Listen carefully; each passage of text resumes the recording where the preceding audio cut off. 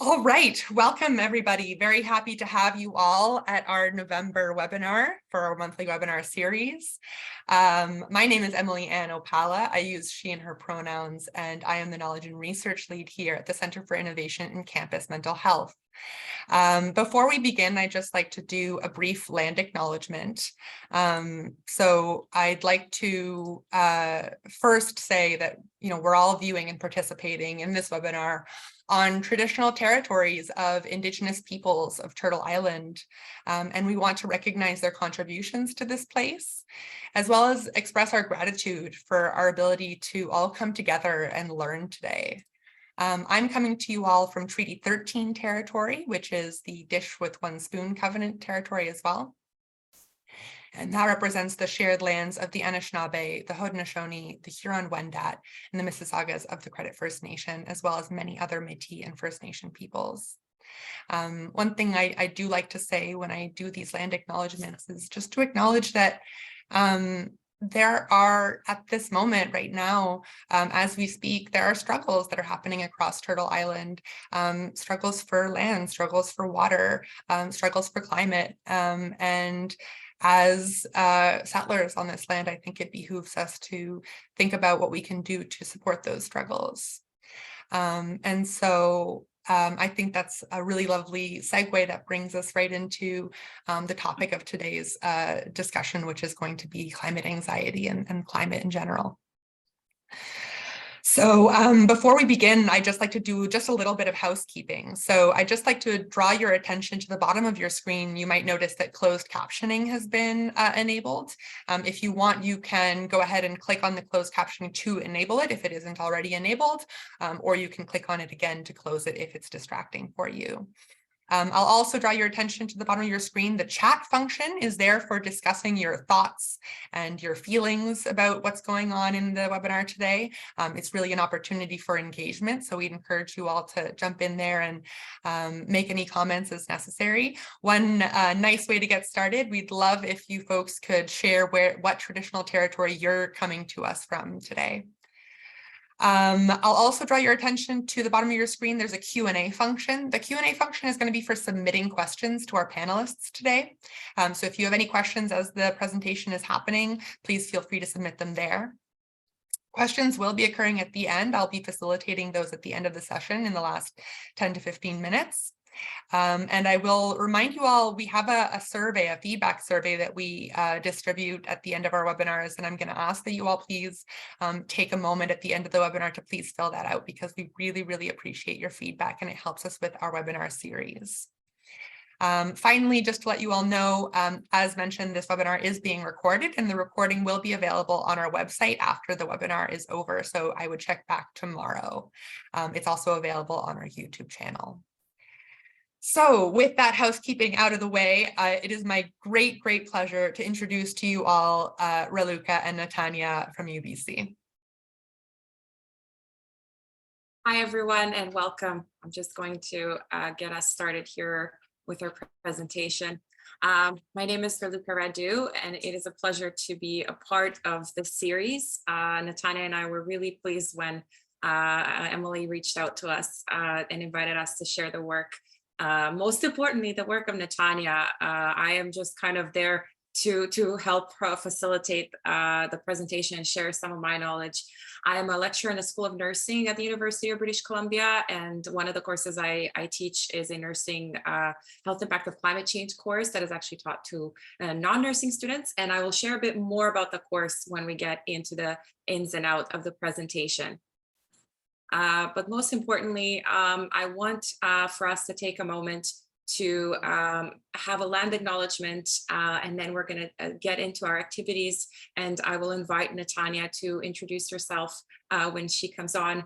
But the most important thing to say is that the land where we live and work is on the unceded and ancestral, unsurrendered and traditional territories of the Anishinaabe Algonquin Nation, the Coast Salish peoples, including territories of the Musqueam, the Squamish, and the Tsleil-Waututh nations. And to that, we give each and every day thanks to be able to participate in the work and to live on these beautiful lands and to learn with and alongside through allyship building from Indigenous peoples on how to caretake of our environment.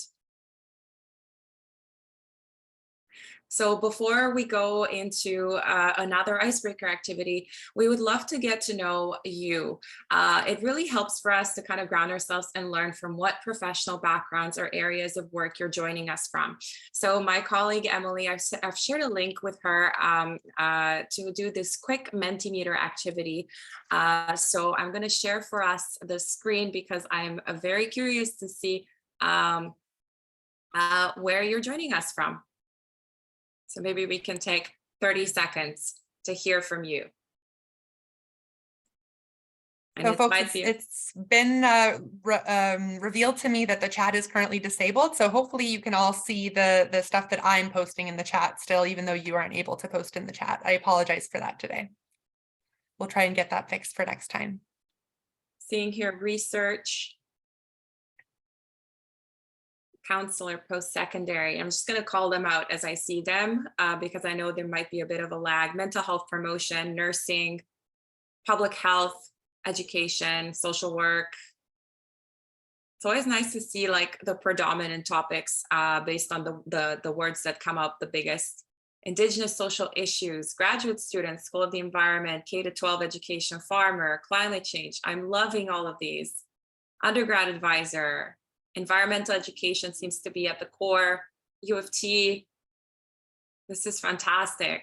Planning professional, publications editor. Super.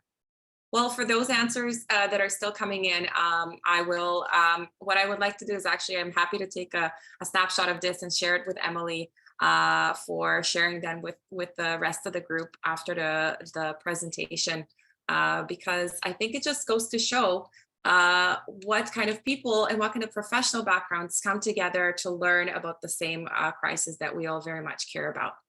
So I'm going to hand it over to Natania. Natania, please do introduce yourself. Hey everyone, my name is Natania, and just finished a double master's at UBC in nursing and public health. I had the pleasure of working with Raluca over the past 2 years for the Nursing 290 course, the health impacts of climate change. Before I actually go into my presentation, I just want to make sure everyone's seeing the screen. What does everyone see right now? Because I just see a white screen with computer and a computer image on the side. I just want to make sure that the slides are. It should be on the webinar overview, part 1 and part 2. I don't see that. Yeah, we can't see that right now. Yeah. Okay. All right. I apologize. I'm going to go to plan B because there's always a plan B. So anyway, Natania, you can go ahead and introduce yourself and give an overview of the webinar while I just bring up the PDF file. So bear with me because it is a bit slow. Sure. So essentially, the way that we wanted to do this webinar is that it's divided into 2 parts. So the first part is really looking at, the specifics around the mental health impacts of climate change. And the second part, we'll look at tips and tricks that you as care providers or researchers can use in your day-to-day practice, whether with yourself or with youth that you support. 1 second here. There's something going on with my computer. I hope that's better. Yes, it is. Okay, so sorry for the technical difficulties. You'd think like 2 years into 2+ years into the pandemic, we'd have this figured out, but c'est la vie. So we wanted to start off with an icebreaker activity by asking a few questions. And I don't know if the chat is still working. So if anyone wants to just briefly, take initiative and answer any of these questions. So the first question is, how has climate change affected you or those you know? And you can draw inspiration from your personal or professional lives.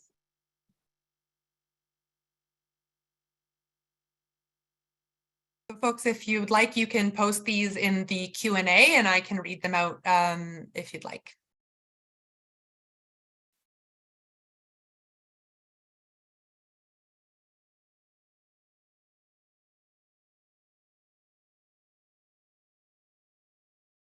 I actually don't see anything. So should I ask this? Yeah, don't worry. I will read them out to you. So we have already one answer. Some person has said, My 11-year-old daughter has had a lot of anxiety about climate change. And then another person has said worries about the future, difficulty making decisions about the future, extreme weather patterns. So actually, a lot of the things that people are saying in terms of seeing increased anxiety, not just in youth, but in terms of what they're actually seeing around the world is something that we see very commonly. And that leads to the next two questions, which is, what are your biggest challenges in supporting youth to manage their emotions related to climate change? So I know one participant talked about their 11-year-old. I'd be curious to know what their challenges are when supporting their child. And the second follow-up question I have is sort of what is the biggest challenge you all here have in supporting yourself and engaging with your own needs and emotions regarding climate change? So we've got some more answers in here. One Great. person has said, I work with environmental students who are exposed to the details of climate change, so it is important to acknowledge this and provide hope. Steve here has said fires, flooding, loss of housing, disproportionate effects of vulnerable populations. Having to answer difficult questions from my kids about what the future will hold if we're already seeing all of these forest fires, floods, etc. Another person has said, I have a lot of anxiety. I'm very afraid for my children. And someone else has said, my daughters don't plan on having kids due to the bleak climate outlook. And I'll just briefly comment on some of the things we're hearing in the chat and before I give it back to Raluca to speak a little bit. But, there's actually been studies that show that students who take environmental classes do in fact have increased levels of anxiety because they have heightened awareness. So I'm not surprised by some of the things that people are mentioning in the chat. I think youth in particular today have, whether they're taking environmental classes or not, just a heightened critical perspective on the planet, not just in terms of planetary health, but all of these other sort of structural inequities. And so, and Raluca and I will talk about this a little bit more, like it's sometimes we can feel very helpless when we look at how wicked the nature of climate change is, especially when it comes to our emotions. And so hopefully as we progress throughout the rest of the presentation, you guys will be equipped with some tools to have those difficult conversations, whether it's with your friends or with youth that you support. Thank you, Natania. And yeah, I just want to acknowledge that there is always a lot of heaviness to unpack, often in the sessions that we facilitate on climate-related topics. And I want to acknowledge that this is a safe space. And we're hoping, as Natania said, that some of the tools that we'll provide will equip you and help you feel a bit more empowered to kind of tackle these challenges. So a little brief background about where this incredible project of Natania started takes us all the way back to when our working relationship started in September of 2020, where it was actually my first time teaching at UBC, and Nursing to 90 Health Impacts of Climate Change was a course that we met. And Natania was working as a graduate teaching assistant for 2 years. We had this incredible time together. So this course is very experiential. It covers various concepts related to climate change and specifically how it impacts human health and how global warming temperatures will contribute continuously to the burden of disease. So students in this class are non-nursing students. It's a course offered by the School of Nursing, but they're non-nursing students and they come from a variety of professional backgrounds and years of study. I've had everywhere from first year to graduate students to also retired individuals take the course. And specific to Natania's background on mental health, I thought it was really valuable to have her perspective come to life in class. And so initially Natania developed a lecture on the health impacts of climate change with a focus on mental health.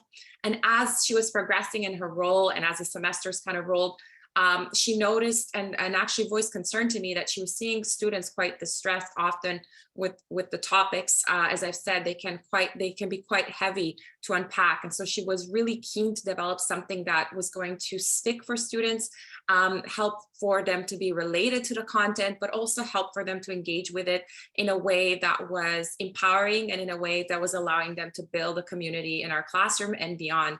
So that's kind of the very brief background, but you can imagine the journey to actually fulfill the toolkit, and the film, which she'll talk about shortly, has been a bumpy one in the sense that, of course, there's going to be a lot of aspects to unpack. But I would say that having seen this come to fruition has been incredible for the students and for Natania's growth as well. So that's just a little bit of background to get you to understand where it's coming from. And I'm not going to spend a lot of time on this, but I think it's really important to give you a brief overview on mental health and climate change. And we know that climate change is happening. I mean, the science is clear, the research is there. We know that there's a global temperature rise and warming and acidification of our oceans. We see reduced Arctic ice and accelerated extreme events, not only here in Canada, but we're seeing it happen across the world. And it's really important to understand that if we focus our lens on Canada specifically, some of these aspects that you see presented on the slide are already happening or are forecasted to happen in the next years to come. And, you know, just kind of, if I were to select one, because I could speak for an hour to each of these points on this diagram alone, if I were to select, for instance, reduced ice cover affecting economic development and Indigenous ways of life in our northern communities across Canada, that alone as an environmental impact will have huge repercussions for the communities who are living there and have built sacred bonds and close relationships with the environment for hundreds and hundreds of years. And that is going to have an immense impact on mental health and well-being and ability to cope. And so this is why it is important to have this foundational understanding of how climate change has the capacity to influence not only physical health, but psychosocial health, and then have intergenerational effects for years and years to come. So this is a diagram that I love to use, and not only in my class, but also in a lot of presentations that I've delivered, because it helps people kind of grasp, again, how we look at climate change through the lens of vulnerability, so that we can understand that different groups of people are going to experience climate impacts at varying degrees. And that it really does apply across both demographic, geographic factors, biological, socio-political factors, all that are essentially dependent on the kind of exposure pathways that people have. So for instance, if we're talking about increase in extreme weather event, and then whether that health system is equipped and has a capacity and resilience through either leadership and strong governance to support people in those challenging situations. And then of course, the one health outcome that I would circle here would be the mental and psychosocial health that stems with respect to the exposure pathways and the vulnerability factors that I mentioned. So when it comes to mental health, and this is the mental health continuum model is the model that was introduced by Natania to our nursing 290 students in the class. And I encourage you to kind of see what we're presenting through it as well. We like to think of mental health as being on a continuum. And basically, it's important to understand that there's a difference in mental health and mental illness. So optimally, we want people to be up in this top right quadrant, but it's important to see that mental illness actually refers to diagnosable disorders that cannot be overcome with willpower, whereas mental health refers to the overall mental well-being that somebody has. So it really, in all, to say that one can actually have a mental illness and still have mental health, but I would say that all of this is pending access to resources that are critical, whether it is through social support systems or ability to cope, because one has strong resilience built innately as a result of those strong social support networks that will essentially dictate where somebody essentially is moving across this continuum. So as Natania pointed out earlier, it's really, there's a wickedness behind every mental health impact, and there's no clear, it's not black or it's white, it's very gray area in that the processes are quite complex and difficult sometimes to comprehend for people. And that also brings me to highlight the need to see these matters related to how climate change affects mental health through an equity lens and through understanding the social determinants of health, which again will influence how people's different experience of vulnerability will be impacted. So whether they have access to education, housing, or whether they have social cohesion in their communities. And last but not least, before I pass it to Natania, I also want to differentiate for you between the direct and indirect effects that relate to climate change and mental health specifically. So when we look at the impacts of climate change on mental health, when we speak about them being direct, we really refer to the ones that are discrete changes in environmental conditions where people are really at an imminent risk to survival. So for instance, PTSD, trauma, anxiety, suicide, and for example, if we look at floods, floods tend to bring a lot of mourning and displacement because there's a lot of stress from the loss of homes, from the loss of loved ones. And the more intense an actual extreme weather event is, the higher the likelihood that the mental health impact will be more severe to experience, as we've seen, for instance, with Hurricane Katrina survivors in 2005, where researchers found that the PTSD rates rose 15% a few months after the event itself, and about 21% only about a year later. In comparison, indirect effects are typically those vicarious impacts that are happening to people who aren't necessarily affected by an extreme weather event, but they're kind of secondarily witnessing it, whether it is through exposure to media outlets or storytelling from others. And we've seen some indirect effects take the form of violence, conflict, and the psychotraumatic syndromes, which we're going to be focusing on throughout this presentation. Natania, over to you. So, as Raluca was mentioning previously, I covered a lot of the mental health aspects of the Nursing 290 course, and I noticed just how much students were struggling. Actually, one of the members that were talking in the chat were talking about, their children, or someone was wondering whether or not I should have kids. And I've actually had students ask me that, and I was like, I remember being like, I don't have the moral authority to tell you whether or not you should have kids or not have kids.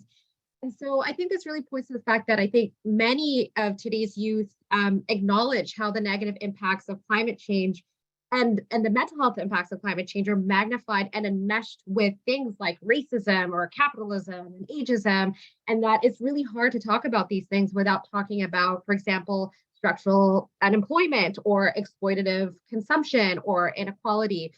And so I noticed very quickly that, it's sort of going back to that climate change communication 101 basic. You can't just come out here and tell people, okay, the world is a dystopian nightmare. Here you go.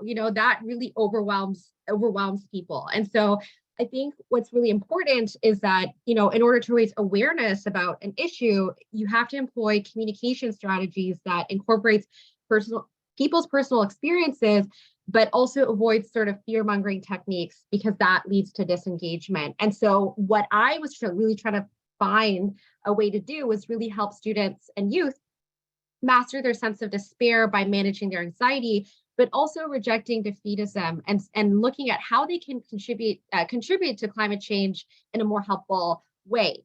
And so we created a 30-minute documentary that has an accompanied toolkit.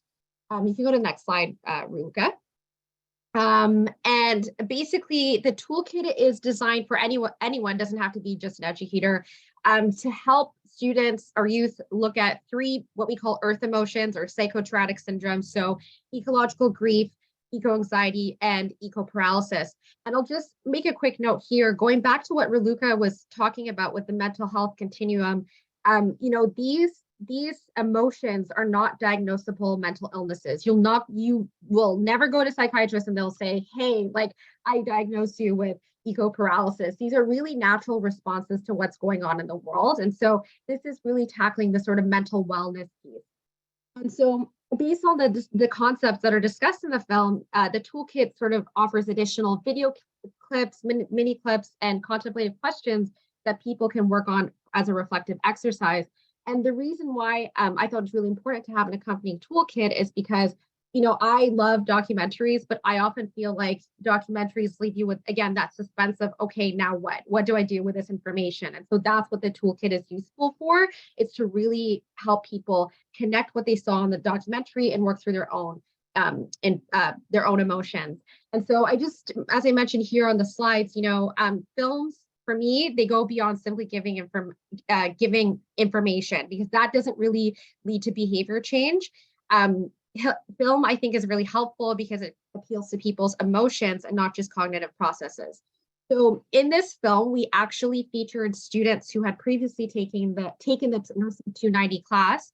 And the reason why I did that is because I wanted students to see their peers who had previously gone through the course as sort of role models to help change their attitudes and behaviors. And so for the next little bit in this presentation, we'll go into a little bit depth of what these psychotraumatic syndromes are: eco-anxiety, ecological grief, eco-paralysis, and then we'll follow up with some tips and tricks to manage. So the first, and there's a few clips that we've prepared, but I also want to be mindful of time. But we want to give you a taste of what the work that Natania has undertaken looks like. So we're going to start with eco-anxiety and a very brief definition of eco-anxiety for you. And then I want to amplify Emily's story through a clip. Is that eco-anxiety really refers to the anxiety that people face from constantly being surrounded by the threats of our changing climate. And it's predominantly an aspect that's future-oriented. And it's really important to outline that, focusing on the eco-anxiety piece that students have expressed along the years in the course and how that sentiment has transformed for them from the time they took the course to the time they completed it has really been fascinating to watch, especially as a result of this toolkit and film being implemented as an activity and having students actually vocalize that they have a sense of empowerment and controlled gain as a result of actually engaging with this reflective activity. So let's just take a moment to look at Emily's story. I apologize, I have a lot of tabs open, as you can imagine. So please bear with me for a second. And let's hear from Emily. Emily, and I'm a second-year student at UBC studying integrated environmental health.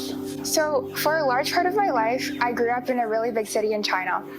And I remember there being a lot of air pollution where I lived. So basically, whenever you looked into the horizon, there was a lot of smog. On a winter day, there'd be so much haze in the sky, and you could barely see, like when I was living in an apartment, I could barely see the apartment next door. So when my family immigrated to Canada, I was so surprised and so shocked at how incredibly clear the skies were and how little smog there was on the horizons. And you could really see far away the mountains, the snow caps of the mountains. Recently, when there are forest fires in the summer and you see like fires coming in with smoke from interior BC or from California, and the skies would be hazy again. And it would just be kind of scary, and I'd feel a little bit anxious about it. When I think back to that and how much air pollution I was constantly being exposed to, it just shocks me how much one's environment can have, like how much impact one's environment can have on their health. Right. So we're going to go back to the slides, but we want to do this so that you can actually have a sense of the student voices in the clip.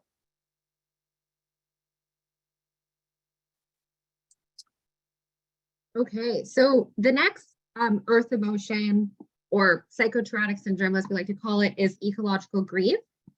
And ecological grief is a natural response in reaction to the environmental loss and altered landscapes which provide people meaning. And there's so many, I guess you can call them subtypes of ecological grief. So it's not just changes to the natural environment. It could be, for example, the loss of environmental knowledge, which ties to broader social determinants of health, like cultural identity. And so the negative consequences of ecological grief is really the erosion of both personal and communal sense of identity and feelings of lack of control. I mean, if we look at even examples within the global north, like Canada, you see the impact of things like colonialism and climate change negatively impacting Indigenous people. So, for example, Inuit communities are, because of climate change, are impaired in their ability to partake in transportation or hunt for food sources because of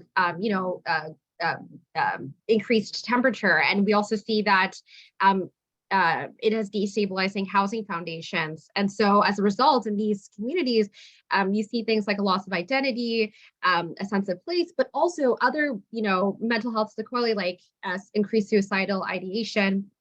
And so we thought we would provide a little clip here of Lauren's story of ecological grief.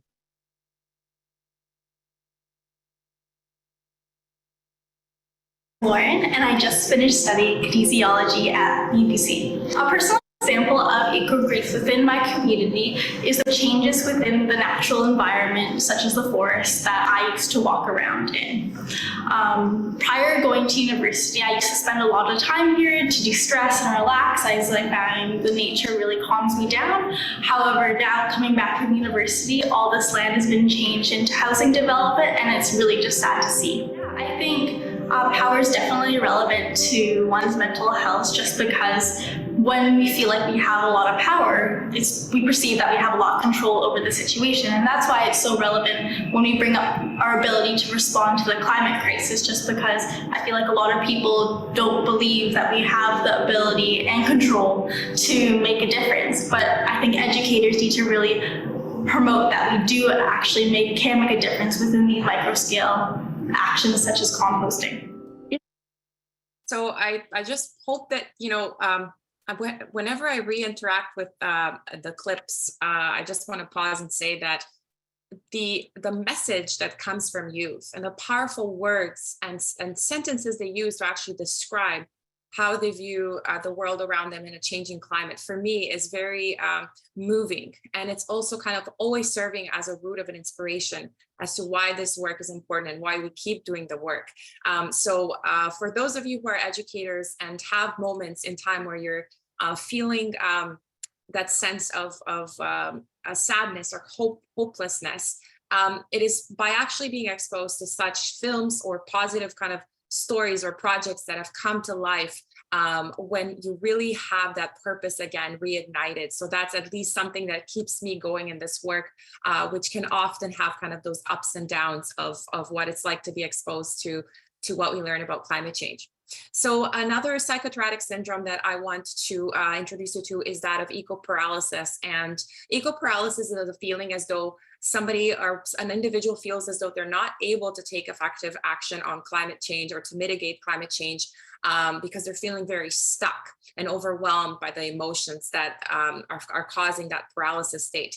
And I want to caution you that oftentimes, from what I've seen, this idea can also stem from the behavioral change that people can often struggle with, especially if we talk about the individual level versus that kind of group herd mentality that if I don't, if my neighbor's not going to change their approaches to recycling, or if they're not going to change their approaches to ensuring that they have, I don't know, HEPA filtration in their home, why should I do that? I'm not going to see a change. So it's this idea of kind of looking at the behavioral change and how it actually is influencing how people respond to the warming climate.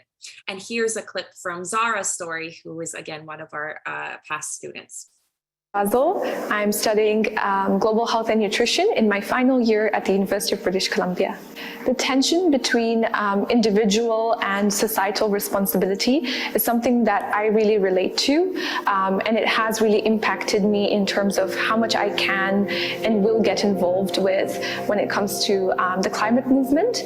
And so at times, eco-paralysis for me means that I look at it as I'm working in a system where maybe the responsibility of the system and the priorities of the system aren't geared as much on climate justice because they're more pressing matters that are grabbing the attention of public health. And that becomes really difficult because then you feel like, no matter what I do, no matter how much advocacy I try to take part in, the system isn't built to really respond to climate issues at the moment. And that isn't to say that it is always a system's fault. For example, in Tanzania, which is the country I grew up in, there's so many other issues every single day that are claiming the lives of the people. So there is a bias towards other issues. And so for someone who works in public health, it becomes really hard to navigate the balance of all of this. But when I think of ecological paralysis, the one thing I try to do is understand that we sometimes fall in the trap of blaming the system or blaming the government, and that takes away and dilutes from the individual responsibility we have. And that is what is really dangerous. So when I try to think of it, even though I might be working in a system that isn't supportive, I try to think of it as what is something I can do every day to be grateful for how much Earth has sustained me so far. And so it's always very powerful to reconnect with the stories and the people. sorry. Okay. All right, back to the tips and tricks. I think this is one of the most important parts. Yeah. So I think you kind of nailed it on the head. I think a lot of people who naturally gravitate to webinars like this kind of already have an idea of, you know, the mental health impacts of climate change, because they probably personally feel it, they probably see it all the time. And so now that we've sort of labeled or been able to distinguish what these different earth emotions are, the first tip and trick to manage them is nurturing resilience. And there's 3 ways you can do that. But through either cognitive ways, existential, emotional ways, or creative ways. The main thing here is it's important to create a space for youth to be able to access their emotions safely and to express their emotions and feel comfortable with knowing how do you access them. So when we think of things like cognitive reframing, I'm sure some of you are familiar with things like CBT, but this is, you know, you don't need to be a specialist in CBT to be able to do this. Really, these are cognitive interventions looking at how do we help people move from sort of that black and white thinking and catastrophizing about climate related issues and really embracing that gray or that nuance. And really, the main thing that we want to do here is we want to be able to regulate our nervous systems into the sort of we call window of tolerance, right? We don't want to be sort of hyperactive or hypoactive. We want to be able to sort of be in that middle ground. And so things that have really helped me is, you know, looking at the world in a more balanced way and seeing that there are lots of bad things that are happening, but at the same time, there are a lot of good things that are happening in the world. And one strategy you can also use in this instance is also just, you know, focusing on what's still here, the nature that's still around, the things that give you joy, right? Another thing that is super helpful is also limiting social media and or TV, because we know that sometimes people can get into sort of these doom spirals when they're, you know, heavily invested on the internet. The second piece, which I find resonates with me personally a little bit more, is exploring how climate change related emotions are related to our identity and values. So this is sort of the existential sort of emotional piece. And so in this approach, you might be asking you sort of questions like, you know, what is your place in the world? What kind of gifts do you bring? And what does a healthy ecosystem require from all of us? And so, you know, in this sort of approach, really what you're trying to do is it's not just psychoeducation, but normalizing these feelings of, for example, guilt when you think about structural injustice, and sort of looking at what is the client's place in the world with sort of these social and systemic dimensions of climate change.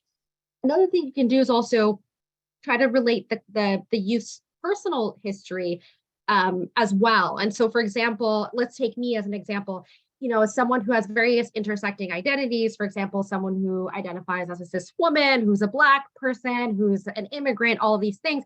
I have a very, very different you know, approach to climate change, because it's also informed by my own, you know, traumas growing up in, you know, a country that my parents, you know, didn't grow up in, and that sort of thing. And so taking their own personal story and relating that to climate change could be very, very helpful. The next piece is also the creative piece. You know, whether this is, you know, verbally or nonverbal techniques, the arts have been very, very helpful in nurturing resilience. Particular examples include things like, you know, participatory drama, painting, as well as creative writing. And so we're going to revisit Zara's story because I think she's a great example of how she's nurtured resilience in herself in addressing her own earth emotions and climate change. I see my place in the world in terms of mitigating climate change in 2 perspectives. One is the perspective of the work that I'm doing and the career that I've chosen, which is working in public health. And then the other is my identity as a first generation and low income student. So in terms of my identity as the first person to go to university in my family, I see my role in climate change as I've had the opportunity to understand climate science. I've had the privilege to go through a higher education system that does talk about climate change. And so in my role, I see it as taking this information and sharing it with my community, sharing it with people from my family and from my neighborhood who haven't had a chance to get the same privilege that I have. And that is so important because it is the same communities in terms of my low-income neighborhood in Tanzania that is most affected by climate change. Whether that's when floodings happen, they're most likely to be impacted in terms of their housing and the structure of housing that they live in, or when it comes to things like food security and how climate change affects the food system. These are all situations in which low-income residents are the most impacted in terms of the effects of climate change, and yet we don't see enough of their voices represented in the climate movement. We don't see as much inclusion of these voices when it comes to the seats where policy change is happening as it relates to climate change.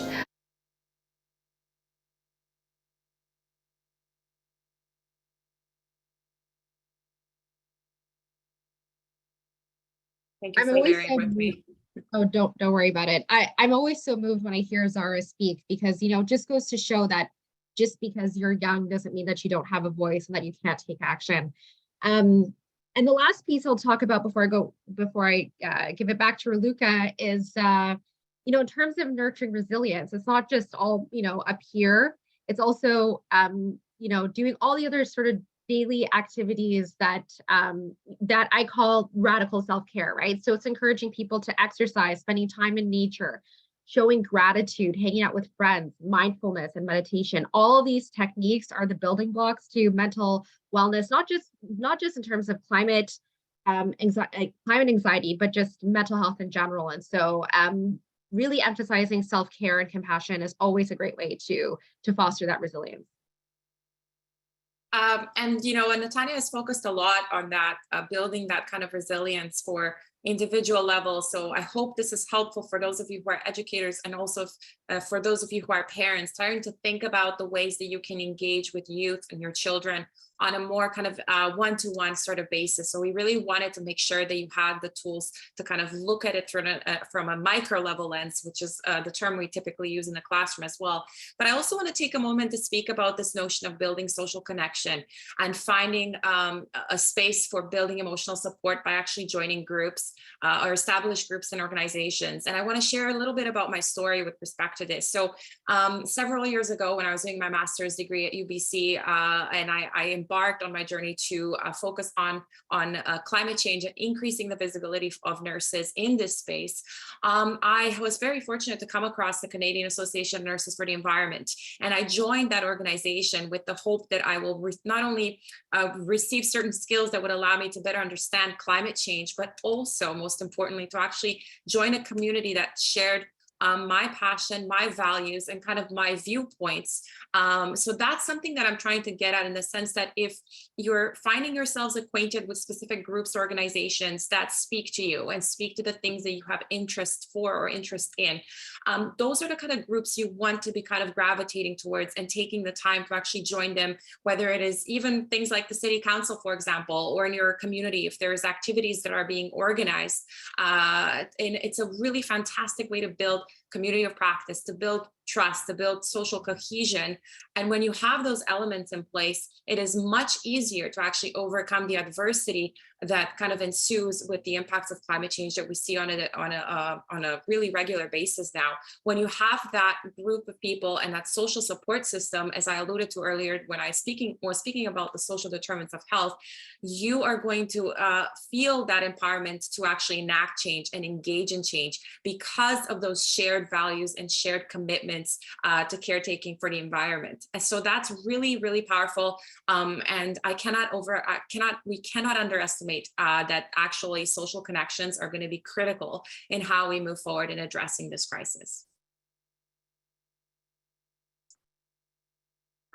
So the next tip or tips and tricks that we would like to share is really emphasizing or asking youth about, you know, what can they take, what kind of action they can take at an individual level, but also what they can take at a collective level. So I thought we'd provide an example of Magalia's story.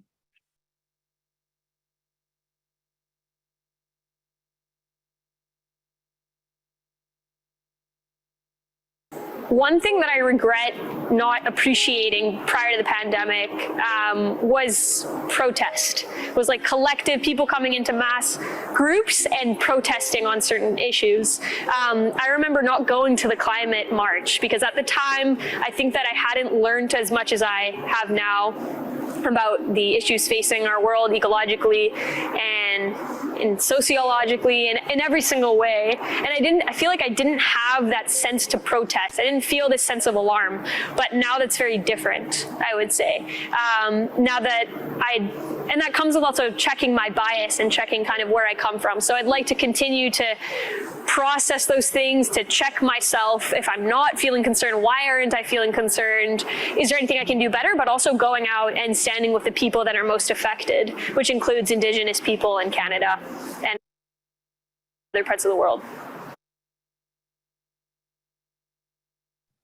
So one of the things I think is super important when we're talking to youth about their climate emotions and looking at things like eco-grief, eco-anxiety, is looking at our personal values and our collective values. So I really like this quote by Dr. Glenn Albrecht. You can go to the next slide. There's so many different values in our society that have sort of led to, I guess, climate change, whether it's our God-given humanity, God-given human domination over nature with Christianity, eco-alienation under neoliberalism and capitalism, the emergence of hierarchy and complex societies, imperialism and colonialism, and patriarchal development or male domination over a perceived female nature. And, what's apparent is that, systems based on individualism and separation have been hurtful not only to our mental well-being, but also to our planet. And so I think it's really important that, when we talk about our earth emotions, we really talk about our perceived interconnection between humans and how our interconnection is what's really important. And so, at an individual level, sure, you can tell youth, yeah, if you want to reduce your consumption of eating less meat, and dairy, or making your home more energy efficient. But there are also so many other things you could do on a collective level, like what Magali was saying, such as, protesting or joining different organizational groups. And so if we go to the next slide, one of the things I really appreciated with Magali is that after she partook in the course, but also the film, is that she actually did end up joining some protests. And so it just goes to show you that if you sort of hammer in that sense of action as multi-layered, people can actually be more proactive in managing their earth emotions. And, when it comes to kind of the practitioner side, the educator, the clinician, the researcher, when I was reflecting on what I wanted to convey to you, I was really coming back to the same kind of aspects over and over again. So the first and foremost that I want to highlight is this idea of having commitment to reflecting on what matters to you specifically in your daily practice, regardless of where you're working. Asking yourself, what are the aspects that are kind of missing from including an environmental perspective in the workplace? So is it maybe there's something as easy as sorting a garbage so that, we're not contaminating the compost? Or is it something that's important to you with respect to commuting, making sure that all voices are included in this space, especially for populations that experience oppression and vulnerability? How can you do that in your day-to-day work? Or is there a way for you to thread through that aspect in some capacity in the work and the sphere you are present? And embracing the need to fill knowledge gaps and having accountability to understand how maybe your organization contributes to environmental footprints. So maybe there's a lot of waste that's associated with that organization. Is climate change on the strategic plan? Can you tackle conversations with leadership in a way that actually stimulates conversations so as to move people beyond the space of kind of sticking with old practices? And that leads me to just highlight that it's this ongoing commitment to shift away from this ego model where, we see ourselves as a top of this pyramid rather than actually embedded and threaded through the system where we're coexisting with the species that surround us. And how are we actually committing to that inner transformation? So the need to shift the mindset to acknowledge all the other systems that you are a part of, welcoming collaboration. This is absolutely critical in the sphere of work, that you work across disciplines and you don't kind of silo in on only your own profession. It's really important to kind of embrace the power of collective action. And of course, I say this is the most basic one, is actually staying curious and exploring the knowledge that you're exposed to with humility and compassion, not only toward yourself, so really being careful with yourself, taking care of yourself, but also with those around you. And the last sort of tip, which is actually, I think, very integral, is connecting with nature. So I just put a thing called ParkX, which is by Dr. Melissa Lim, and it's an initiative where now physicians are actually prescribing nature to youth and to actually anyone really. And it's recognizing that, you know, spending time in nature has so many different benefits. First of all, it reduces cortisol, which is a stress hormone. You know, it boosts immunoproteins and natural killer cells, which support a healthy immune function. But also, you know, it helps you connect with those feelings of gratitude and awe. Like, nature is always something that is, you know, there's a reason why people do meditation in nature and things like that. And I think it's really important to emphasize this, because I was reading recently, there was a study by the EPA that said that, you know, the average American spends 93% of their time indoors. And when you think of youth, when they're always, you know, studying and that sort of thing, it's important to hammer in the fact that you should be spending like at least 30 minutes outside a few times a week. Yeah, and just to add to that, it's actually all you need is 20 minutes per day to actually reap the benefits of nature. And this is actually evidence-based. So 20 minutes a day is not a huge commitment.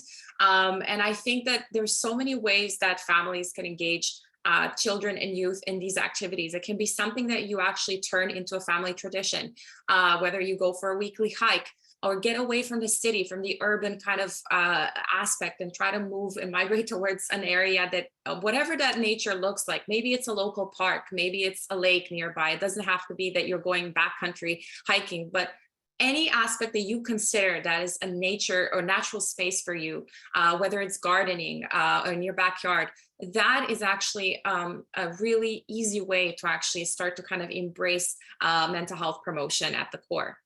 And this kind of brings me down to the closing remarks. And again, just to emphasize that it's really important across all your spheres of work to create safe spaces where you can talk about these complex issues. And trust me, just from having taught Gen Zers, I can say that they love to have the space to talk. They really appreciate creating a classroom space, or whether it is outside with their friends, having that ability to share the mental, physical, social, political, kind of economic aspects of climate change with others. Supporting and amplifying Indigenous leadership and initiatives on climate and environmental issues is, again, something that's instrumental. I have committed to that in my classroom by actually ensuring I have a whole week allocated to inviting Indigenous youth to speak about Indigenous issues and to uphold and promote Indigenous sovereignty, because it's most important to have Indigenous voices speak about Indigenous issues. That's the only way that we can actually move towards and upholding TRC.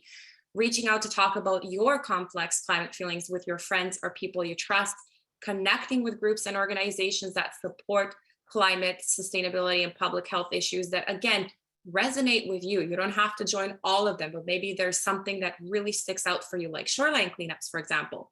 Stepping back from doom scrolling and focusing on stories that actually underline climate hope and solutions. So really gravitating towards more positive storytelling and understanding like what is actually working well for people in this sphere, rather than focusing only on the aspects that bring the most upset. And last but not least, just remembering that it's okay to not be all the things all the time, and to embrace guilt-free breaks, because you're human and you need the ability to actually replenish yourself so that you can actually overcome these complex emotions.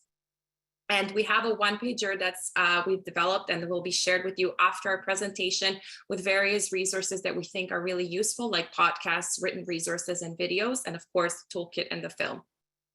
And we are still on Twitter, so I don't know, I don't have a plan yet. I have to figure out another platform, but if you want to stay in touch with us, please give us a follow. And thank you so much for having us. Fabulous. Thank you so, so much, Raluca and Natania, for that excellent presentation. I know I learned so much, and I'm sure that everyone else in the room also learned a lot. I'm going to remind folks that the Q&A function is still open for anyone who has any questions.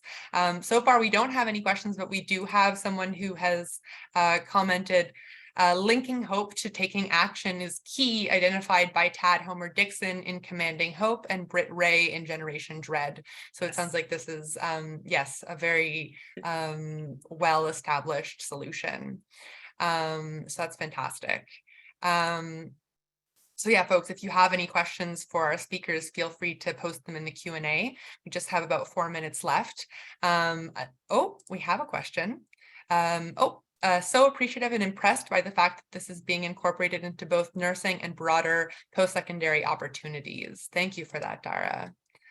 And then we have a question here. If you had 5 to 10 minutes to talk about this topic, what would you say as an intro to the topic?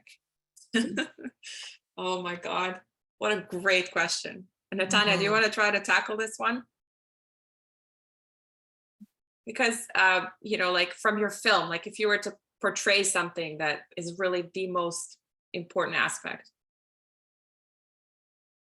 Well, it's something that could be, I mean, we were struggling even to talk about this within an hour. We skipped so much in our own presentation. I think, you know, when we talk about mental health and climate change, like it's tentacles are like very far reaching. And so I think what I would just emphasize is the fact that more and more people will be likely experiencing the mental health effects of climate change, and that they are normal reactions. And that they are reactions to not just what we're feeling personally, but also what's going on collectively, and the systems that have been, I guess, that we've inherited that are not really working for us or the planet at large. And so that's what I would be really focusing on. Yeah, I think my personal take would be on more my kind of individual level. I would jump straight into the solution for the individual, so as to kind of equip them with those individual based tools that we talked about in terms of building resilience and coping, and allude to some examples of organizations who are kind of doing the work, and how you can like kind of fast track to how you can start getting engaged so that you can start overcoming the anxiety that you might be experiencing as a result of climate and health. If that was like a 5-minute pitch, I would jump straight to the individual resilience building. Awesome. So there's one more question that I think Natania wanted to answer. So in your films, it was only women showed. Why is this? Are women experiencing climate anxiety more than men? I didn't just show women in the film, so we do have voices of various people. I don't know. I did include various voices, so I'm not really sure. Raluca, do you wanna answer this? Yeah, so we do, yeah, because we do have other representation as well in the film. You, of course, I don't know, we did not showcase it because of time. It was not possible, but if you actually go to the toolkit, you will notice a male perspective as well, embedded throughout the different the mini clips as well as the film itself. I think that's a fantastic question, and I would love to actually return the answer because I'd like to like support it with a quantitative figure, but I wouldn't necessarily say that. From my classroom, I will speak again to the cohort of students I've taught across the last 2.5 years. I would say that I've had students who identify with being male come to me after class when the class would be empty. So I think they were trying to find the space and appropriateness to share. But I've had several male students actually voice concern with me and anxiety around climate change topics. And I've even had the student who was retired, who was in his 70s, expressing concern, and the reason what brought him to the class was actually to learn about climate change so that he can actually interact with his younger family members on this. So I'm sorry I don't have a statistical figure, but I would say as an educator, I have seen concern and anxiety actually across all genders and all people of all backgrounds, truly. Yeah, and I don't know if the questioner is more getting at sort of like, you know, we talk about the intersections of various marginalized identities. I mean, there is research to support that, you know, women, people who identify as Black, Indigenous, or person of color, people who are sort of in a economically disenfranchised will likely experience higher impacts in terms of the mental health impacts of climate change. But I'm not really sure if that's what Nicole was getting at, or I'm not really sure, but we tried our best to show as many diverse voices in the film. So. Okay, so with that is now 101. So I'd like to thank Natania and Raluca so much for their time. It's been fabulous having you on our webinar series to talk about this really important topic. Thank you so much to everyone who joined us today. It was fabulous to get your insights. I apologize for the chat not working today. Hopefully we'll get that working for you by next time. Just a reminder for our next webinar, it's happening on December 13th. That's going to be on the topic of the Campus Peer Support Pilot Project, which is the CMHA national project that is implementing peer support across 5 sites across Canada. So feel free to check that out. We look forward to seeing you there. And finally, please complete the survey upon finishing this webinar. We really appreciate your feedback. Thank you so much, everyone, and we'll see you next time. Take care. Thank you.